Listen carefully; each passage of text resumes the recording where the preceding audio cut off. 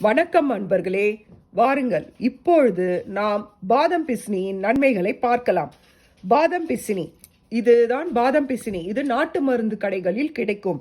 இதனை நீங்கள் முன்னாள் இரவு படுக்கும் பொழுது ஒரு பாத்திரத்தில் தண்ணியை ஊற்றி அதில் வேண்டும் அளவுக்கு சிறிதளவு போட்டாலே போதும். அதிகமாக அது ஊறி ஜெல்லு மாதிரி ஆயிடும்.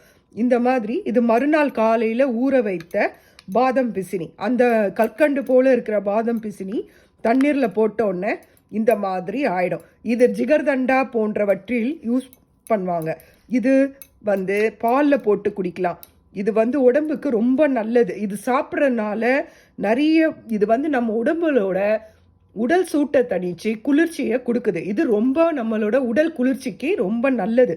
கோடை காலத்தில் எல்லாரோட வீட்லேயும் இருக்கக்கூடிய மிக முக்கியமான பொருள் பாதம் பிசினி.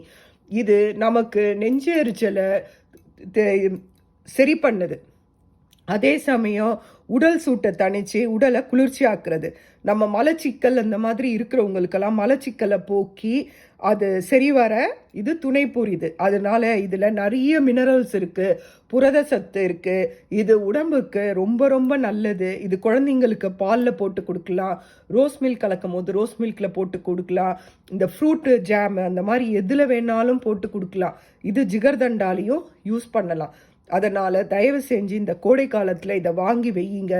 வெயிலுக்கு இது மிகவும் உடலுக்கு குளிர்ச்சியாக வாய்ந்த பொருள்.